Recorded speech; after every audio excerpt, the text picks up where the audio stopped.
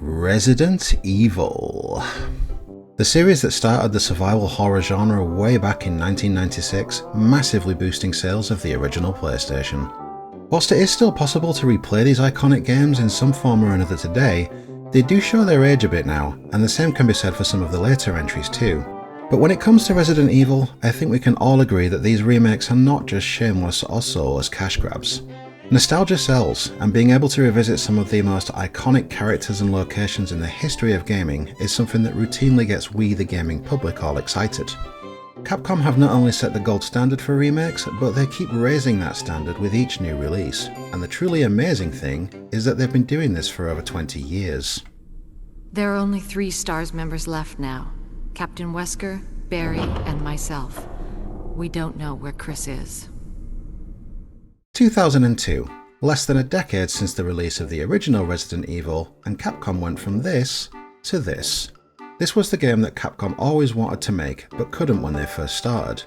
With the Resi 1 remake, they managed to perfectly walk the line between staying faithful to the original, but also reimagining that very same game. You also quickly discovered new areas had been added to the house and the grounds outside. Content cut from the original had been re-added, as well as an additional storyline with an unkillable stalker-like enemy. The voice acting was also improved dramatically. It's still a ridiculous and over-the-top cheesy story, of course, but the delivery is more on par with how actual humans speak compared to whatever the hell this was. Wow, what a mansion! So if you want to get technical about it, so far all I've really talked about here is how the game looked and sounded better and how there was more of it. For a true gold standard, we need some innovation, some new ideas, some improvements that add to the experience without taking anything away from it. So a simple but revolutionary one is the defensive weapons. When you're attacked now, if you have a single-use defensive weapon equipped, you can save yourself from massive damage. It's an extra layer of defense, sure, but it's also an extra layer of psychological protection as you roam the mansion. You feel just that little bit safer, knowing you're less likely to be jumped and lose a huge chunk of your health before you can react. And this is just as well, because some sadistic over at Capcom decided to stick Freddy Krueger zombies in here as well. Let me explain. When you kill a zombie, it will no longer disappear when you leave the room, it just stays there. Unless you decapitate it, or return and burn the body. Decapitation doesn't happen with the shotgun every time now, and burning the body requires fuel and a lighter, taking 2 spaces in your inventory, and the fuel is very limited. If you leave a body, it will eventually mutate and Usain Bolt its way towards you with knives for fingers. There's an algorithm in there somewhere that tells you how long it's going to take, but all you really need to know is that eventually it will happen to every single one of them. Add to all of this multiple endings depending on choices made and characters saved, as well as who you choose to play as, plus unlockable super weapons and outfits, and special modes such as one with actual invisible enemies, and you get so much replayability here. In a time when remakes were very rare, Capcom set a ridiculously high bar for them, and whilst it would take them 17 years, eventually they would come back and casually shove it aside like a wrecked helicopter.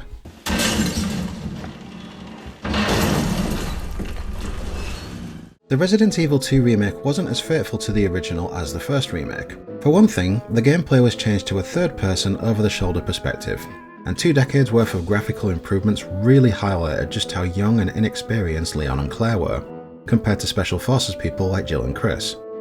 Also, the way that enemies reacted to your attacks, and the way body parts took damage but the zombies just kept on coming, you really felt like you were up against a relentless undead, instead of just popping off rounds at pixel targets. Whilst the police station was still recognisable, some parts were completely reworked, and others were completely new, like the expanded petrol station at the beginning. Leon and Claire still play through largely the same story, but they end up diverging from each other much more than they did in the original, especially from the midpoint of the game onwards, and eventually resulting in a different end boss for each character in their A scenarios. Your character's motivations also end up diverging quite heavily too, with Leon's journey leaning very much into his desire to help people. Claire, on the other hand, ends up taking on the role of a surrogate parent and protector. On the subject of Sherry, she once again gets her own section of the game, but this time it's completely different from Ada's. Sherry has to escape capture, using her very small and quiet nature to outwit the chief, in a game of hide and seek which to this day I still hate playing because of how f***ing unnerving it is. Ada, on the other hand, has a cool spy gadget that can manipulate electrical currents, and she narrowly escapes being burned alive. All in a day's work for a spy, I guess. The inclusion of free DLC was a very welcome surprise. Playing as the mayor's daughter where she escaped capture, Kendo the gunshop owner where he did not take his own life, and one of Hunk's squadmates who did not die at the mutated claws of Birkin, was a fun way of diving back into a scary universe with brilliant gameplay mechanics. We also got some fun new elements, like different zombie types, and strategically placed item dispensers, unlockable accessories, and an additional fourth scenario that really put your skills to the test. But the single biggest change was literally the biggest change, and he came complete with a fedora. Jesus Christ! In the original, Mr. X played a limited scripted role. This time around his role was expanded significantly.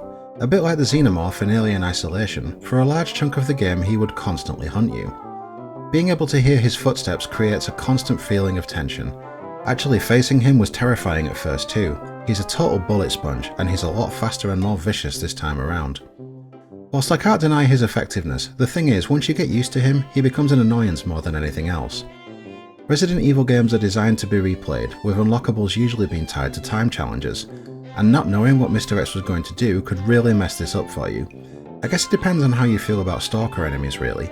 Keep this in mind as we move on to Resident Evil 3.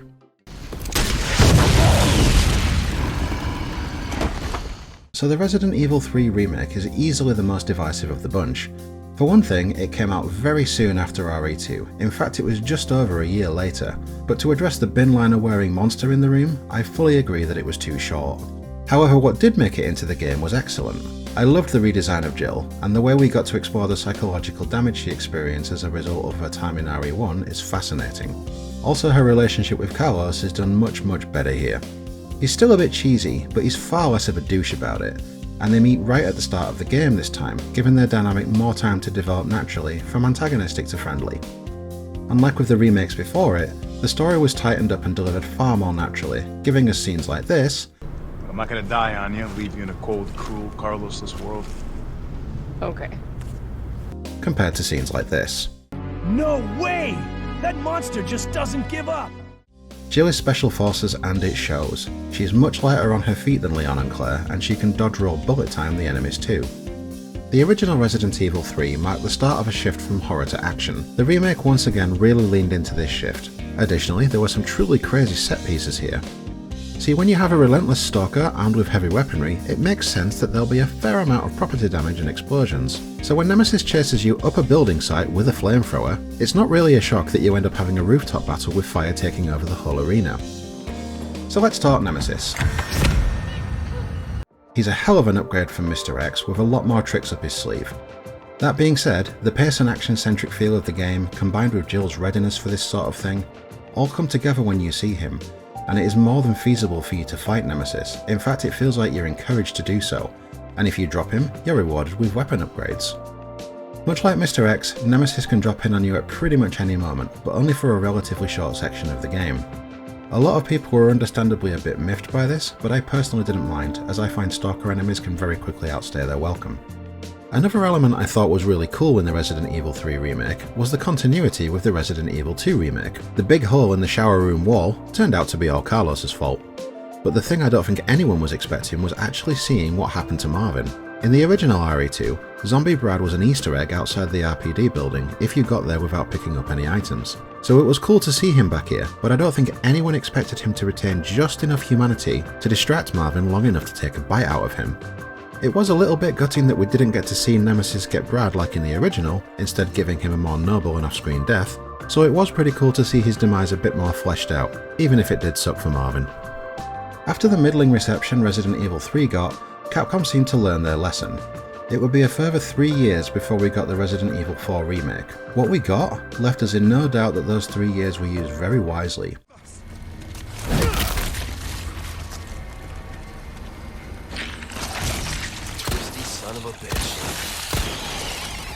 So now Capcom had given themselves the unenviable task of capturing lightning in a bottle again. Taking Leon from being a rookie cop to a literal secret agent and setting him on an adventure to rescue the president's daughter from a hive mind cult with super strength and monsters. Yes, you heard that right. Well, obviously they had to give him his cool martial arts moves again, and Leon was given a noticeable speed and mobility boost to accommodate this too. But Capcom, they're a big fan of innovation, remember?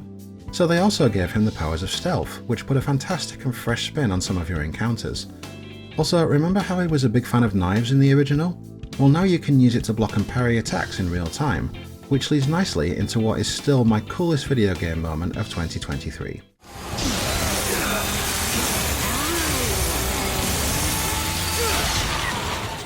Now, with Leon being such a badass, did this make the game too easy? Heck no. The enemies were faster, more numerous, and more brutal than ever. Oh, and your knife degrades over time, so you can't just use it as a win button. If you wanted to succeed here, you had to get creative. Once again, the characters were given a lot of attention and love, with a more coherent story and fantastic delivery. Luis is still cheesy, but he is far less cringe, especially in how he interacts with Ashley, who is given perhaps the biggest overhaul of all. She's absolutely terrified when you first meet her, and she gradually becomes more confident and even helpful towards the end. And throughout the whole game, she is a much more mature character and nowhere near as shrill as the original. Much like Jill in RE3, time has taken a psychological toll on Leon, and whilst he's still a super cool badass, he's a lot less happy-go-lucky this time. While so much of the RE4 remake is faithful to the original, entire new sections have been added and everything has been reworked. Oh, and remember the lake monster? Well, after you beat it in a brilliantly reworked boat battle, the lake becomes a massive hub area for you to explore, with tons of treasure and a very nice surprise in the middle of the lake. Oh, and once again the game was designed for multiple replays with tons of unlockables thrown in there for you. Somehow, 4 remakes in, Capcom still managed to innovate whilst delivering a faithful reimagining of a classic that improved on it and its predecessors in every possible way. The only real complaint that some people had was a few areas from the original that didn't make it into the remake. But that's okay, because they put them in the DLC.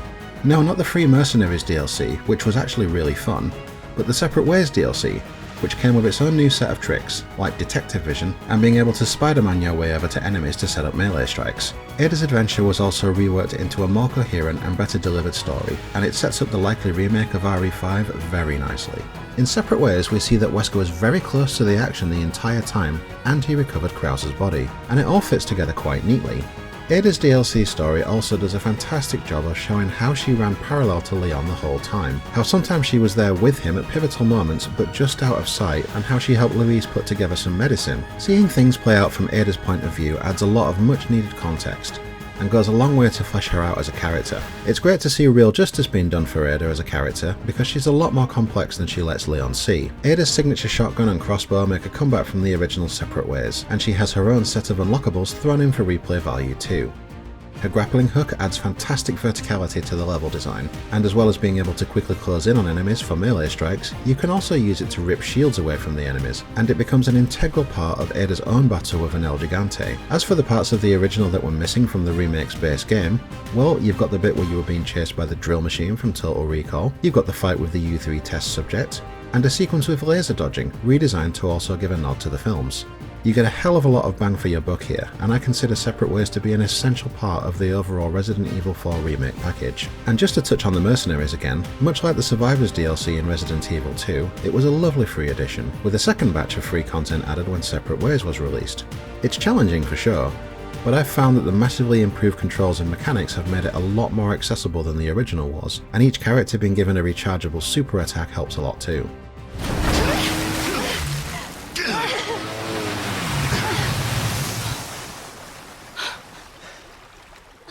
Resident Evil has been an iconic video game series for almost 30 years now, and whilst it has gone in some funny directions at times, Lycans and gentlemen! Well, if it isn't the bitch in the red dress. And don't call me little girl. it has mostly delivered some of gaming's most important works. If you've enjoyed this video, please consider leaving a like, and maybe even subscribing to my channel. It helps enormously with the algorithm, and it gives me a warm, happy feeling too. Let me know in the comments what you think about the Resident Evil remakes, and the series as a whole. How do you think the remakes stack up against the originals? Which ones would you like to see remade next? I love seeing what you guys think about the games I talk about.